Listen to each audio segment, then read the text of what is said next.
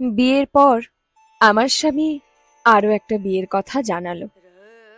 আমি আয়নার সামনে বসে নিজেকে দেখছিলাম। আমি তখন ৩৫-এর কাছাকাছি একজন মহিলা। আমার চুলে অল্প পাক ধরা শুরু হয়েছে, মুখের চামড়ায় টান ধরা শুরু হয়েছে, শরীরে অতিরিক্ত মেদ তৈরি হয়েছে। ৯টা-৫টা অফিসের পর নিজেকে দেখার সুযোগ হয়ে ওঠে না আর। অপরদিকে অনন্যার বয়স ২৩ কিংবা ২৪, অথবা তার চেয়ে কম বা বেশি। কিছু কিছু মানুষের বয়স ঠিক আন্দাজ করা যায় না বলে ওর বয়সটাও আমি বুঝি না। আমার মেয়ে নেহার জন্মদিনে প্রথম দেখলাম। মেয়েটা সুন্দরী। আমার স্বামীর অফিসের নতুন কলিগ। বেশ ভাব তাদের। সুন্দরী মেয়েদের সাথে সব পুরুষের সখ্যতা থাকাটাই স্বাভাবিক। আমি ওসবে নজর না দিলেও অন্যরা কথাটা আমার কানে দিয়েছিল। আমার মা এসে বলল, জামাইয়ের মতি গতি ভালো দেখছি না, সময় থাকতে আটকা। আমি হাসলাম। স্বামী কি গরু ছাগল নাকি যে আটকে রাখবো? আমাদের ২ ছেলে মেয়ে। ৭ বছরের ছেলে বিনোদ আর ৩ বছরের মেয়ে নেহা। আমি আমার স্বামীকে সন্দেহ করি না কখনোই। তার উপর রাগ দেখিয়ে বাপের বাড়ি চলে যাইনি। তার পাশে থেকে চেয়েছি তাকে বোঝাতে। তার নতুন বিয়ের কথা শুনেও চিৎকার চেঁচামেচি করিনি। স্বাভাবিকের মতোই দুজনে একই ঘরে থেকেছি। শুক্রবার সকাল সকাল ছেলে মেয়েদের মায়ের কাছে পাঠিয়ে দিলাম। আমার স্বামীকে বললাম, তোমার সাথে একটু বাইরে বেড়াতে যেতে ইচ্ছে করছে। সেও রাজি হলো যেতে। অনেক বছর পর দুজনে একটা রিকশায় চড়লাম। বাতাসে আমার চুল উড়ছিল। আগের দিনগুলোর মতো আমার স্বামী আমার চুল সরিয়ে দিচ্ছে না। আমিও লজ্জা পাচ্ছি না আর, তবে ভালো লাগছিল।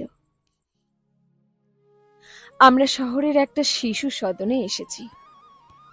আমার স্বামী আমার হাত চেপে ধরে বলল,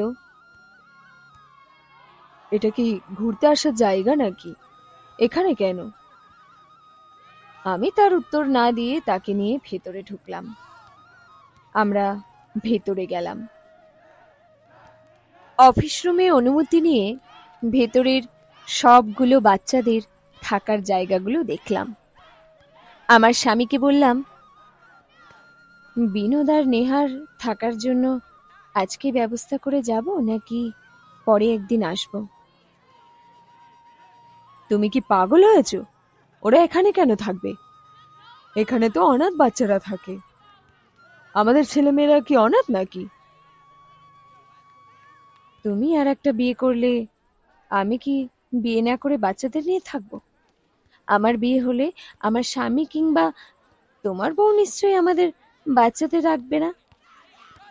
তাই আগেই ব্যবস্থা করে যাওয়া ভালো। ভেতরের পরিবেশ তো দেখলেই, বাড়ি গিয়ে জানিও।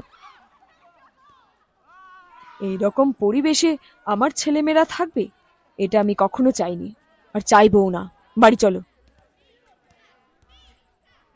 আমি আর একটু বাইরে ঘুরতে চাই, পার্কে যাব। আসো। পার্কের বেঞ্চে কাপলদের ভিড়। শুক্রবারে মেলা বসেছে মানুষের। আমাদের মাঝবয়সী মানুষের জন্য পার্ক নয়। আমরা এখানে আগের বয়সের মতো বসতে পারি না। একটা খালি মতো জায়গা দেখে বসে পড়লাম। মহিমা, তুমি আর একটা বিয়ের কথা ভাবছো? আমাকে জানাওনি তো। তুমি যখন জানালে তারপরেই ভাবলাম। আমার বয়স তো বেশি না, সবে মাত্র ৩৫। এখন বিয়ে করলে তাও সমাজ মানবে, পরে আর মানবে না। বাকি জীবন একা থাকা যায় নাকি? তাই ভাবলাম, তুমি সত্যিই চাও আমাদের ছেলেমেয়েরা শিশু সদনে থাকুক? ওরা আমার কাছে থাকবে, আমি অনন্যাকে সব বলবো। অনন্যা তার নতুন সংসারে আমাদের ছেলে মেয়েদের নিয়ে থাকবে বলে আমার মনে হয় না। আর ছেলে মেয়েরা আমাকেই মা হিসেবে চেনে, তারা অন্য কাউকে গ্রহণ করতে পারবে বলে মনে হয় না। এতে ওদের মনের উপর চাপ পড়বে। তার চেয়ে ওদের কথা মাথা থেকে বাদ দিয়ে চলো দুজনে নতুন সংসার নিয়ে ভাবি। তুমি কি পাগল হয়ে গেছো? কিসব ভাবছো তুমি?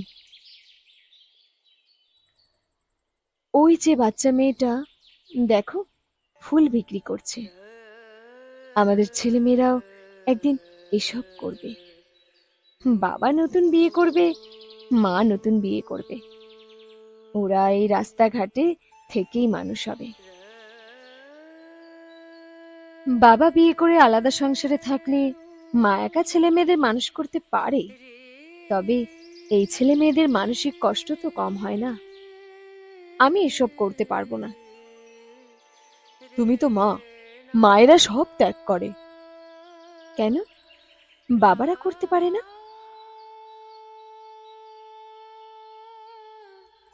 আমার স্বামী সেদিন চুপ ছিল।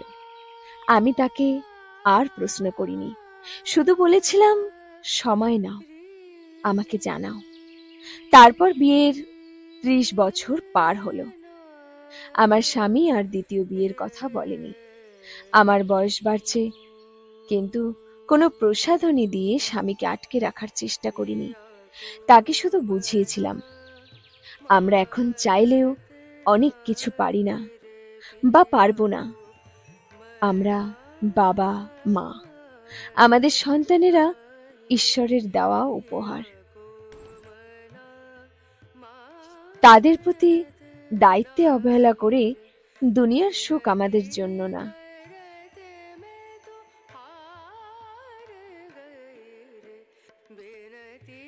আজকের গল্প বাবা ও মা।